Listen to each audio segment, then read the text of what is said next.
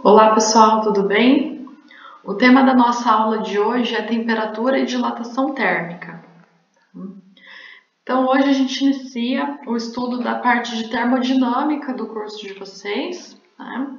A termodinâmica então vai mostrar o que é temperatura, né?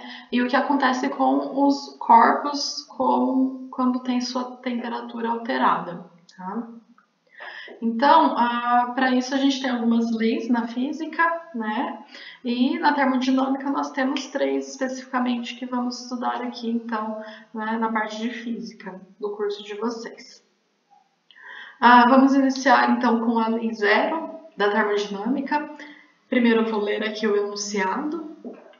Se dois corpos, A e B, estão separadamente em equilíbrio térmico, com o terceiro corpo C, então A e B estão em equilíbrio térmico entre si. Então aqui a gente ainda não falou sobre o que é equilíbrio térmico, para isso eu vou falar aqui para vocês, né, supondo um exemplo, tá? Então suponha que a gente tenha uma barra de ferro que inicialmente está quente, e nós colocamos essa barra em contato físico, ou seja, encostada em uma outra barra, só que essa outra está fria. Tá?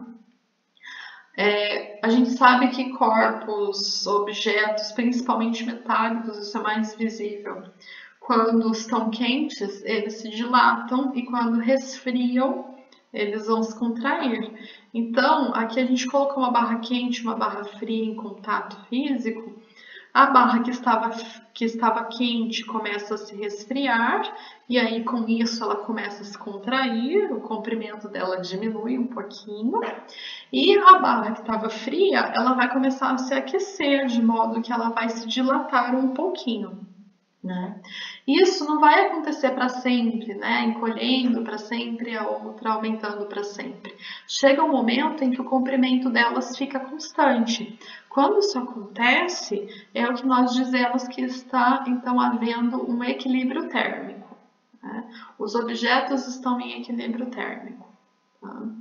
Então aqui tem um desenho que também ajuda a compreender a lei zero da termodinâmica. Né? Se eu tenho um corpo A que está em equilíbrio térmico com o corpo C, e depois eu coloco esse corpo C encostado no corpo B, e eles já estão em equilíbrio térmico, significa que A e B também estarão em equilíbrio térmico, mesmo que eles não estejam em contato um com o outro. Tá? Então, essa lei zero ela parece aí um tanto óbvia para a gente, né? Mas ela, na verdade, é uma lei relativamente recente. Ela só surgiu na década de 1930, muito depois de já existir tanto a primeira quanto a segunda lei da termodinâmica. Só que como ela é mais básica, ela que permite que a gente vá definir então o conceito de temperatura, foi considerado que ela deve vir antes dessas duas leis. Por isso que ela é chamada de lei zero em alguns livros como anteprimeira lei da termodinâmica. Tá? Então agora a gente nem falou em equilíbrio térmico, mas até então não foi definida a temperatura. É com base nesse conceito que a gente vai definir. Tá? Então notem, né, que é somente através do argumento de equilíbrio térmico que a noção física de temperatura pode ser introduzida na física. Por quê? Quando a gente está falando de temperatura, normalmente a gente associa isso à sensação térmica. E a sensação térmica ela pode enganar um pouco a gente. Tá? Então imagine aí, dá para fazer um teste, né? Numa noite fria, você tem ali um pedaço de madeira e um pedaço de metal que está do lado de fora. Está tudo em equilíbrio térmico na temperatura externa, né? Só que se a gente tocar o objeto de metal, ele vai parecer mais frio do que quando a gente toca o objeto de madeira. Isso está relacionado com a habilidade desse tipo de material de conduzir calor, né? E não necessariamente com a temperatura. Quer ver um outro exemplo, né?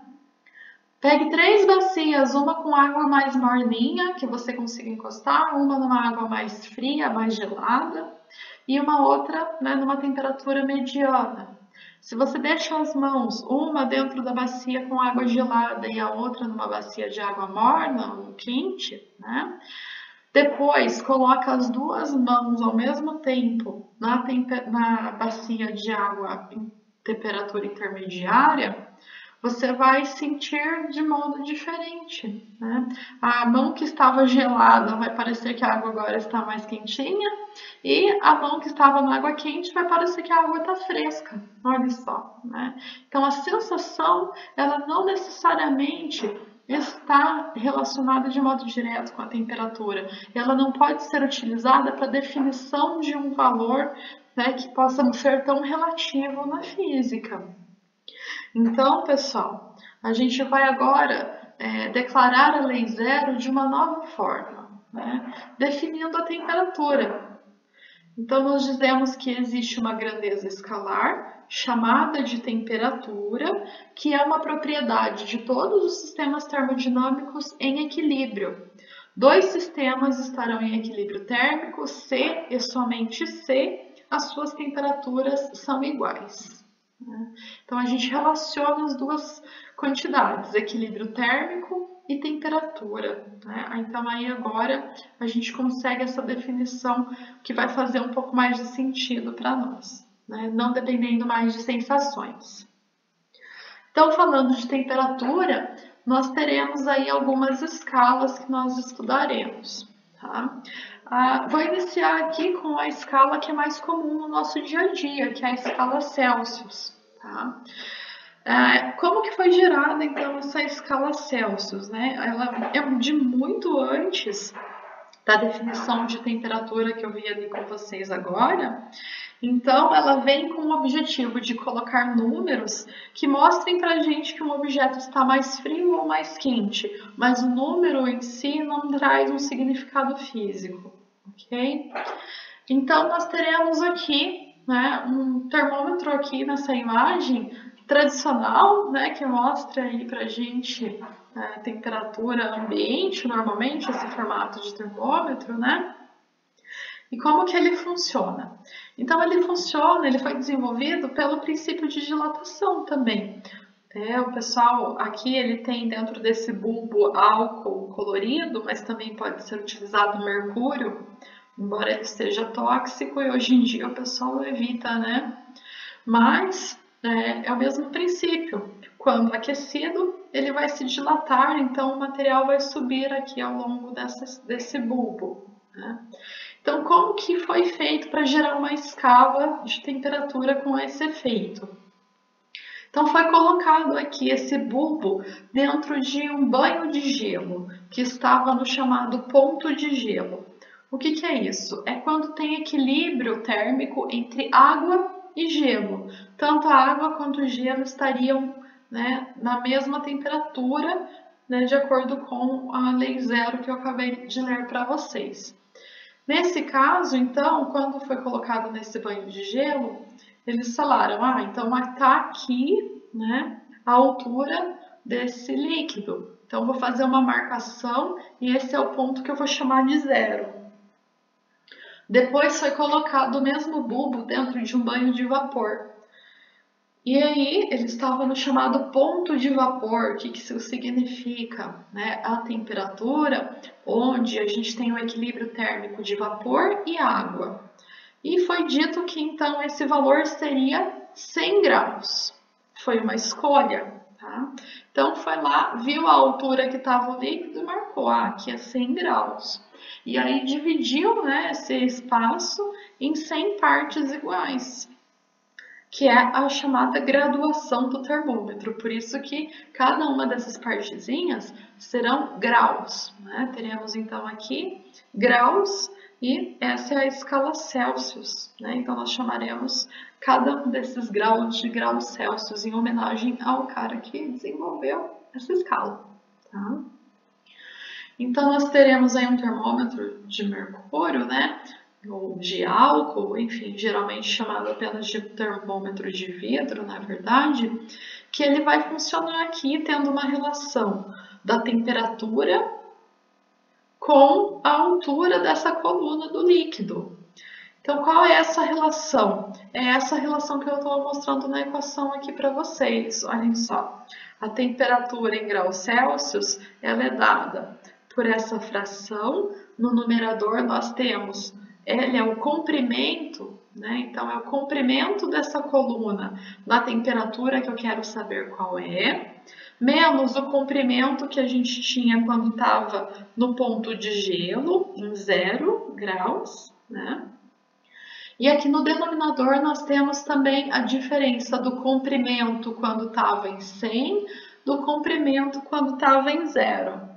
Daí a gente faz essa subtração, faz essa divisão e depois a gente multiplica o resultado por 100 graus. Isso vai fornecer para a gente a temperatura em graus Celsius.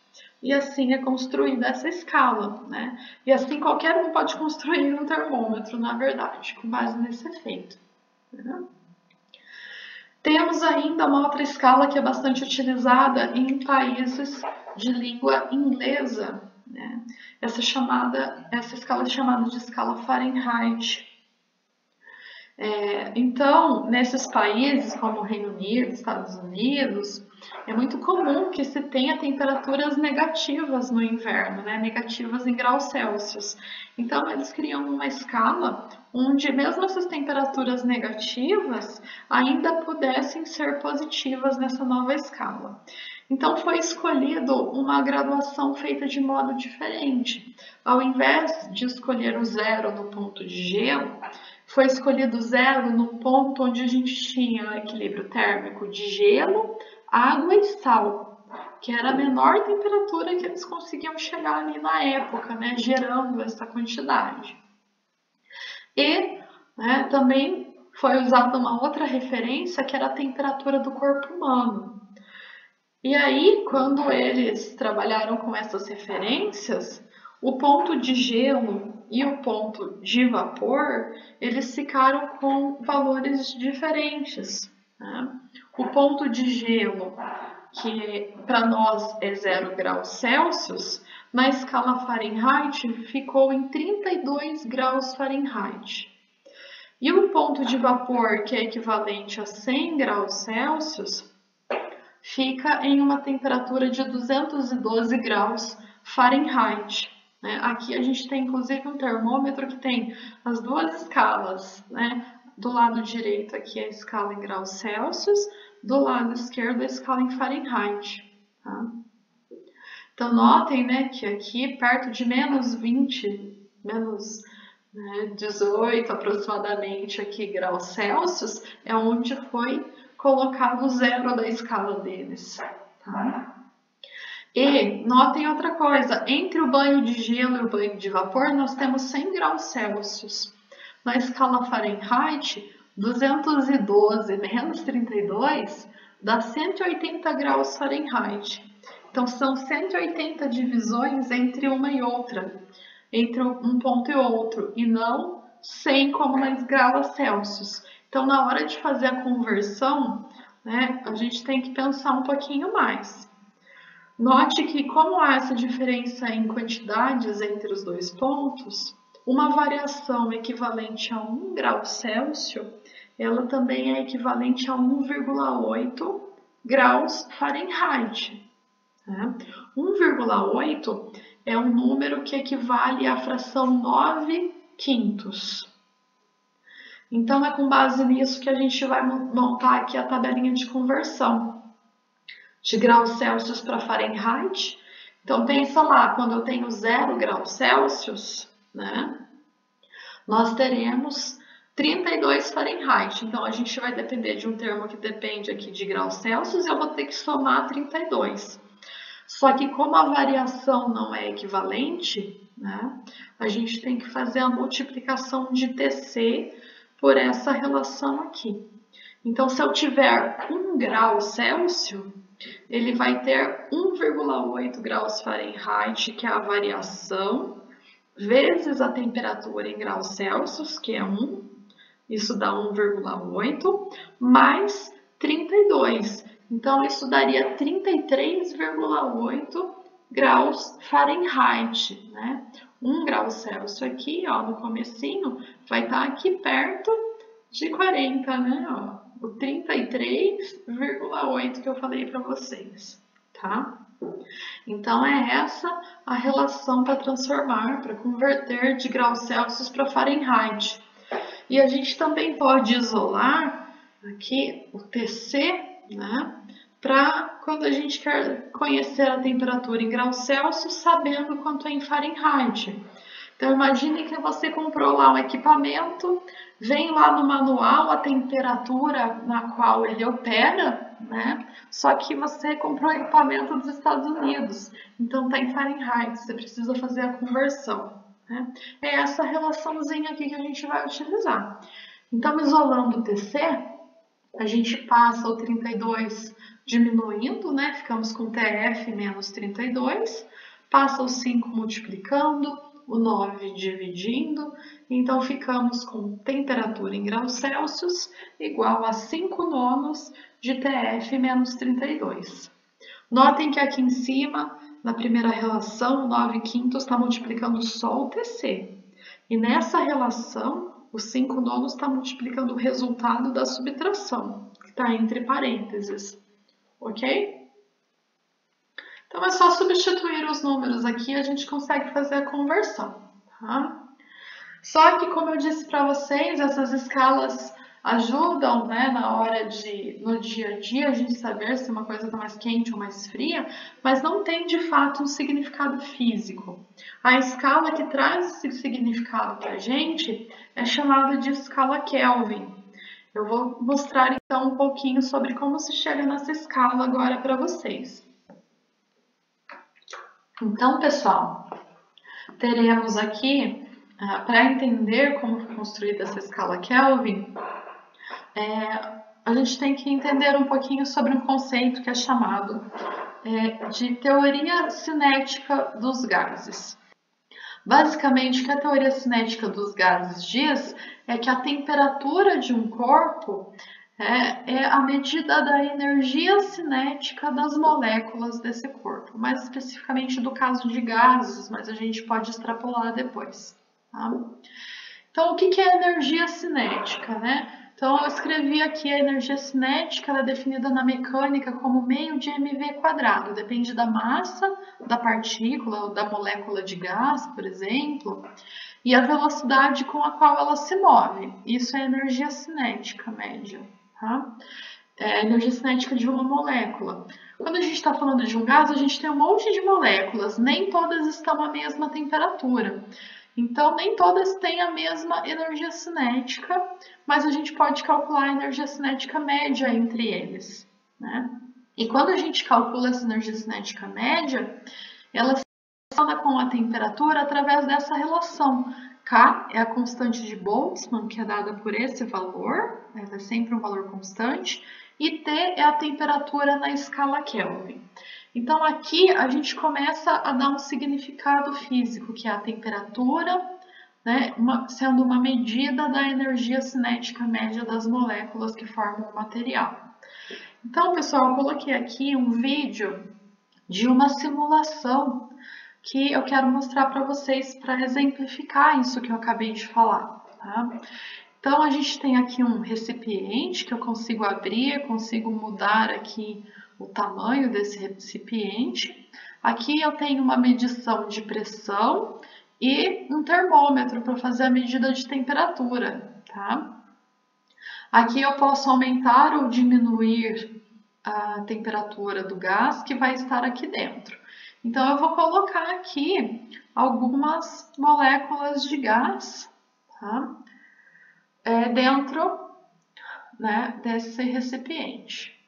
Coloquei ali algumas moléculas, notem que elas são, né, estão identificadas como algumas bolinhas um pouco grandes, e elas entram no recipiente, um gás sempre toma todo o espaço que ele pode, e essas moléculas elas ficam se chocando, né, umas com as outras e também com com a parede do recipiente, tá?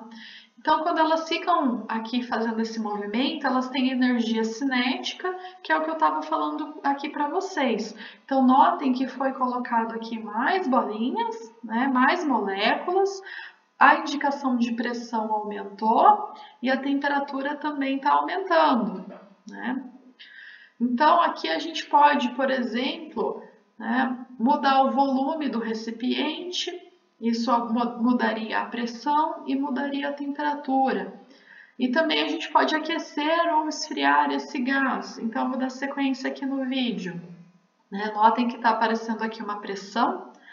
A pressão ela é a força com a qual essas moléculas se chocam com a parede do recipiente, dividido pela área da parede do recipiente. Tá? Então, quanto mais energia elas têm, quanto mais rápido elas se movem, quanto mais temperatura elas têm, maior vai ser a pressão. Olhem só, agora a gente está esquentando, a temperatura está aumentando, né? E a pressão está subindo, porque elas estão batendo nas paredes com mais força, né? Quando eu estou resfriando, olhem só, agora a temperatura diminui, a pressão também está diminuindo. Elas vão se chocar com menos força com essas paredes do recipiente. Né? E a gente também, então, alterou aqui o volume, que altera essas quantidades. Então, notem, pessoal, que agora a gente consegue relacionar a temperatura com esse movimento dessas partículas, tá? No caso de um gás, eles são ali, né, completamente aleatórios, né? O gás ocupa todo esse volume, mas, né, a gente tem, então, essa relação aqui, né, temperatura medida da energia cinética com a qual as partículas estão se movimentando. E quando a gente está falando, então, de pressão, né, a gente está falando desse choque das partículas com a parede do reservatório. Então, para fazer uma medida, tentando descobrir qual é a menor temperatura possível, foi feito um experimento utilizando um termômetro a gás, tá? Então, como que funciona, né? A gente tem um bulbo de vidro conectado a um outro tubo de vidro. No primeiro, a gente tem gás hélio e no segundo tem mercúrio, tá? Então, eu vou mostrar aqui um vídeo de um experimento que a gente fez num laboratório. Lá na Universidade Estadual de Maringá foi feito esse experimento, tá? Onde a gente então tenta descobrir qual é a menor temperatura possível, né? Eu vou voltar aqui no slide anterior, pessoal. Então lembrem-se, se a temperatura que a gente tem está relacionada com a energia cinética, a menor temperatura possível, ela seria zero quando não haveria energia cinética. Ou seja, quando as partículas não tivessem mais nenhum movimento, nenhuma velocidade, estivessem extremamente paradas, né? Então, quando elas estiverem paradas, elas não estarão mais se chocando com as paredes do recipiente. Isso significa que a pressão seria zero também, né? Então, é isso que o próximo experimento traz para a gente, tá?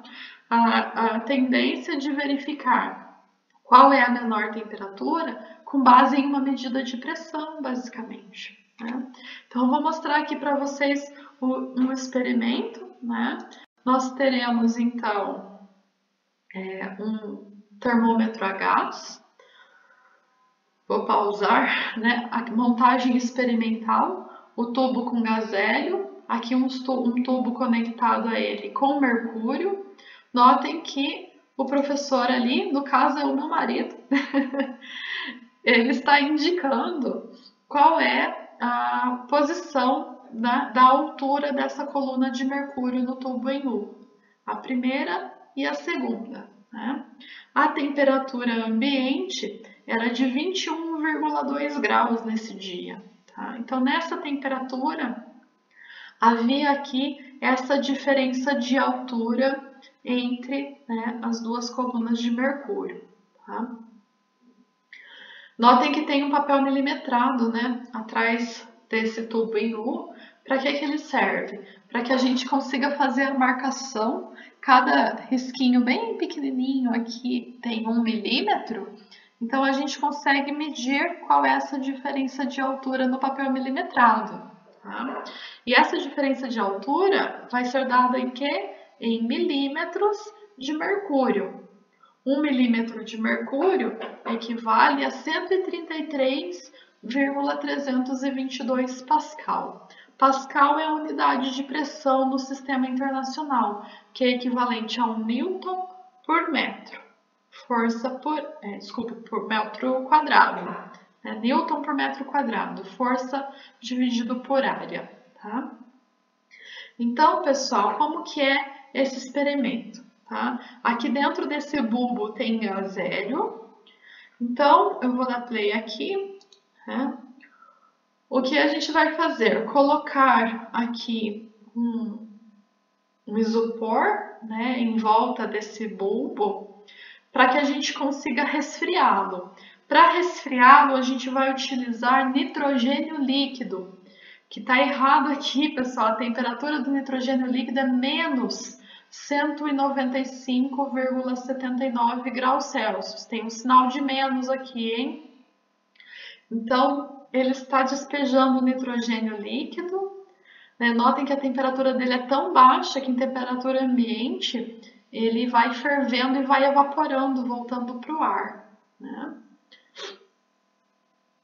Então, nós teremos aqui, né, ele vai esperando com que o bulbo e o nitrogênio entrem em equilíbrio térmico, e quando isso acontecer, o recipiente aqui de isopor vai ficar cheio de nitrogênio líquido.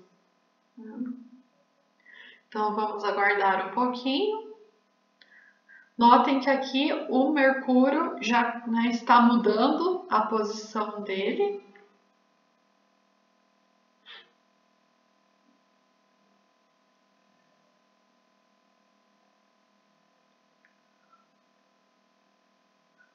Olha, já não está mais evaporando tanto, significa que a gente está chegando numa situação de equilíbrio térmico, né? Ele está colocando mais para completar. Visto de cima, olhem como fica, né? O nitrogênio fervendo em temperatura ambiente. Na temperatura ambiente, o nitrogênio é um gás. Tá? E ali, então, né, vamos ter o equilíbrio térmico do nitrogênio com o bulbo. Isso significa que o hélio estará em menos 195,79 graus Celsius. Havendo esse equilíbrio, o que a gente vai fazer? Marcar novamente a posição da coluna de mercúrio aqui no bulbo, no tubo em U. Tá? Então, novamente, agora a obtenção dos dados. Né? Um professor vem aqui, faz a marcação de um lado.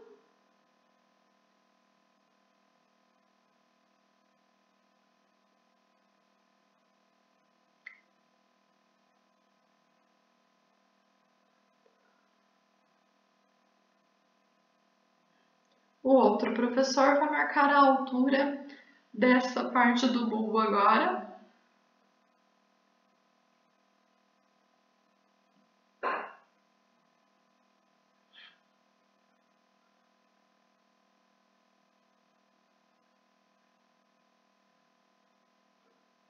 E com essa nova diferença de altura, né, a gente tinha aqui uma altura H, agora a gente tem um novo H, né?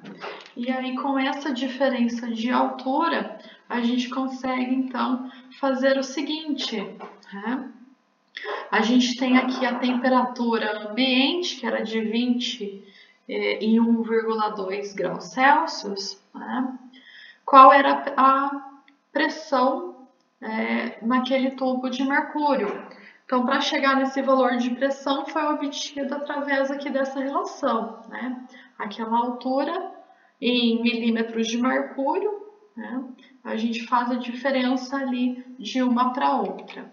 Então, aqui a gente tem a pressão em milímetros de mercúrio para essa temperatura e a pressão em milímetros de mercúrio para a temperatura com o nitrogênio líquido. né, em menos 195 graus aproximadamente, 196.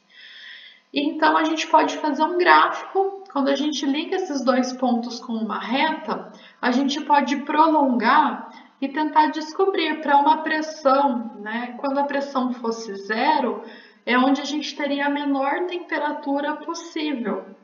Então, prolongando essa reta no gráfico, a gente chega aqui nesse valor. Quando a pressão for zero, qual é o valor da temperatura? Então, aqui a reta cruza o gráfico em 273,15 graus Celsius negativos. Então, foi assim que foi obtida a menor valor de temperatura, o menor valor de temperatura possível na natureza.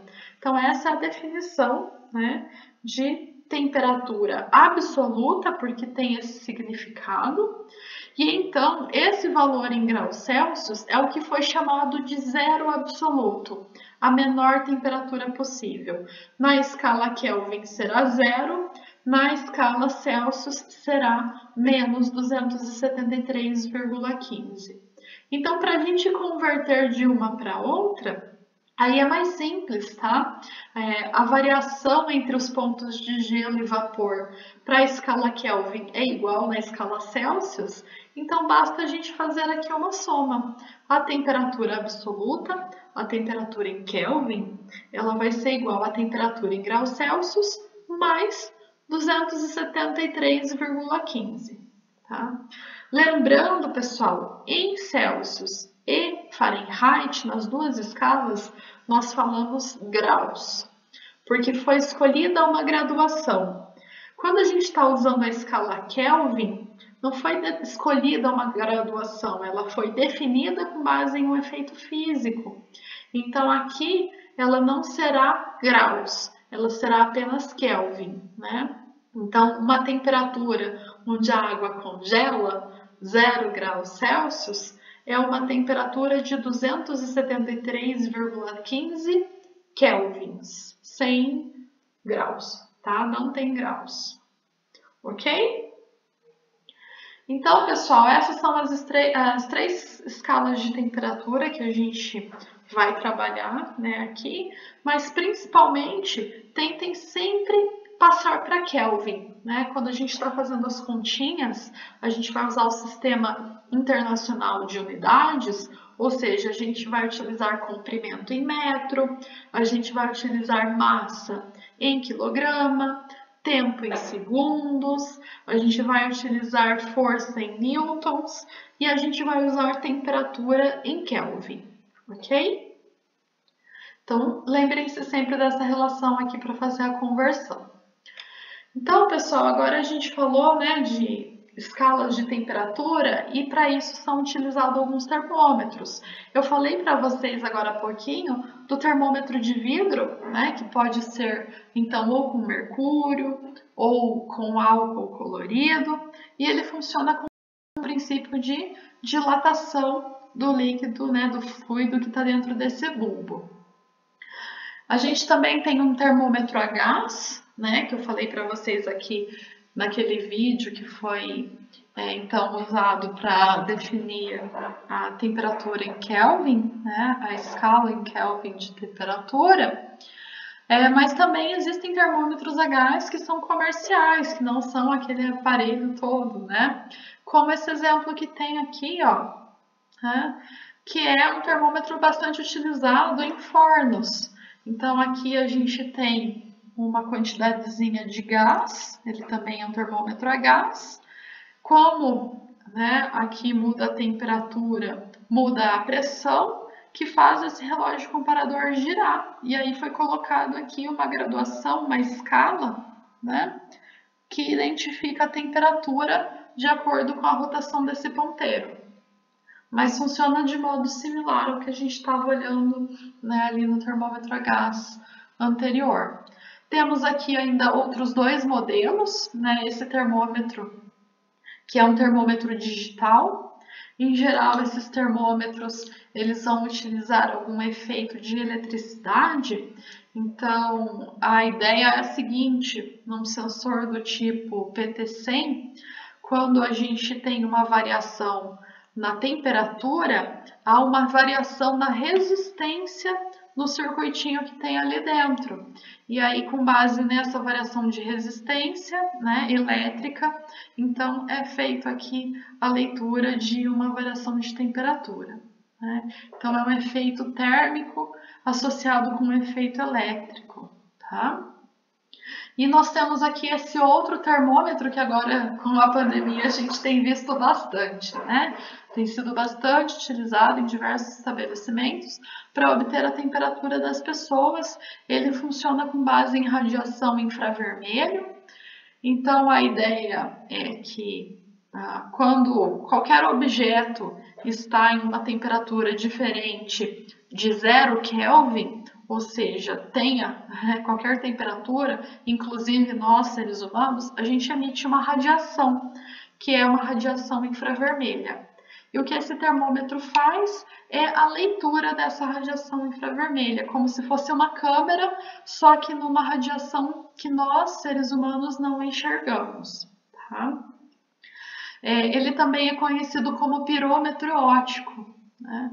Então, é equivalente os dois termos, tá?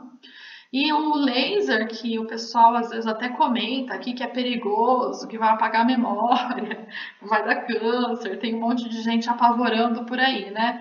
Não, pessoal, esse laser é bem fraquinho, ele não penetra na nossa pele, tá? Ele simplesmente serve como uma mira nesse tipo de equipamento. Inclusive, muitos deles não têm o laser. Em alguns a gente pode escolher se a gente quer ou não incidir o laser no material, que a gente vai medir a temperatura, tá?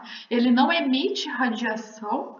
O laser, que é uma radiação, ele é utilizado ali apenas como uma mira, né? O que o equipamento faz, na verdade, é a leitura da radiação que nós estamos emitindo. Beleza? Mais para frente eu vou falar de propriedade de condução de calor e aí eu vou entrar em mais detalhes sobre esse tipo de radiação, tá? Tudo bem? Então até a próxima aula, pessoal.